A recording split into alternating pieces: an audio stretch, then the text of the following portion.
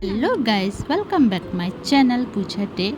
How are you all? I hope you all are doing very well and I am also doing very well. আজকে ছিল শনিবার, তো শনিবারে আমার হাজব্যান্ডের ডিমান্ড ছিল কি একটু পাতলা করে খিচুড়ি বানাও।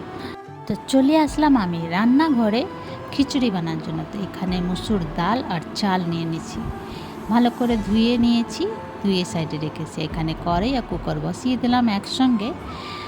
তো খিচুড়ির সঙ্গে আমি অনেক কিছু বানাবো, ভিডিওটা স্কিপ করো না, দেখতে থেকো। তো এখানে কড়াই গরম হয়ে গেছে, দিয়ে দেব 5 ফোড়ন আর কাঁচা লঙ্কা ফোড়ন। ফোড়নটা পুড়ে গেলে তো এখানে টমাটো কেটে রেখেছিলাম, তো এটা দিয়ে দেব আর ঢেকে দেব। তো এখানে ধীরে ধীরে হোক।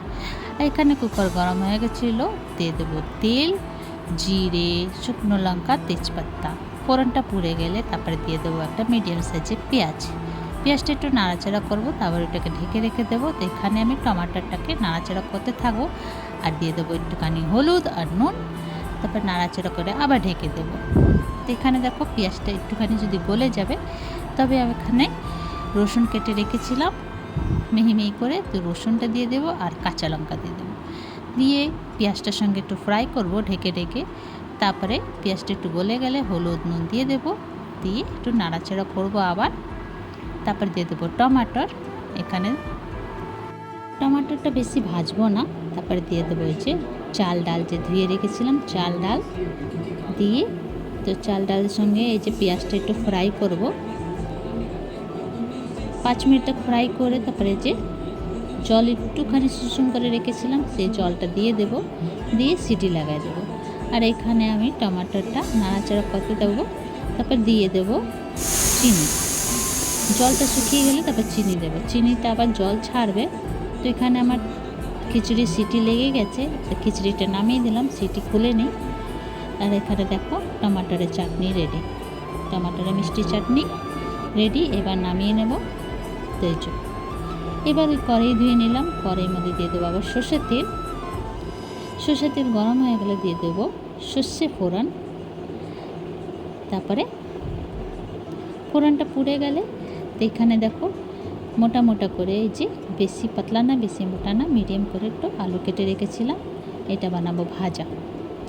তো এই যে ফোড়নটা পুড়ে গেছে, তারপর আলুটা দিয়ে দেবো, হলুদ নুন আর লঙ্কা পাউডার দিয়ে নাড়াচাড়া করব, তারপরে ঢেকে দেব। এটা কম আঁচ করে বানাতে আছে, ফুল আঁচ করে বানাতে না। কম আঁচ করে বানালে একটু কুরকুরা টাইপের হবে আর খেতে খুব ভালো লাগবে, টেস্টি লাগবে। তো এখানে ভাজা হয়ে গেছে, নামিয়ে নিলাম। তারপর আবার ওই কড়াইয়ের মধ্যে তেল দিয়ে দেব বা রিফাইন অয়েল, যাবে তোমাদের ইচ্ছে। তো এখানে পাঁপড়টা ফ্রাই করে নামিয়ে নেব। তো এখানে পাঁপড় রেডি। তারপরে ওই সর্ষের তেল আবার দিয়ে দেবো ওই কড়াইয়ের মধ্যে। তারপরে এই যে একটা ডিম ফাটিয়ে দিয়ে দেবো, উপর দিয়ে একটুখানি নুন আর এই যে লঙ্কা পাউডারটা ছিটিয়ে দেবো। এটার মধ্যে বেশি কিছু দিলাম না, একদম সিম্পল টাইপের একটা ফুচ টাইপের বানাবো। তো এই যে রেডি, নামিয়ে নেব। চলো এবার প্লেটিং করি। দিয়ে দেবো এই যে খিচুড়ি, কত সুন্দর হয়েছে খিচুড়ি।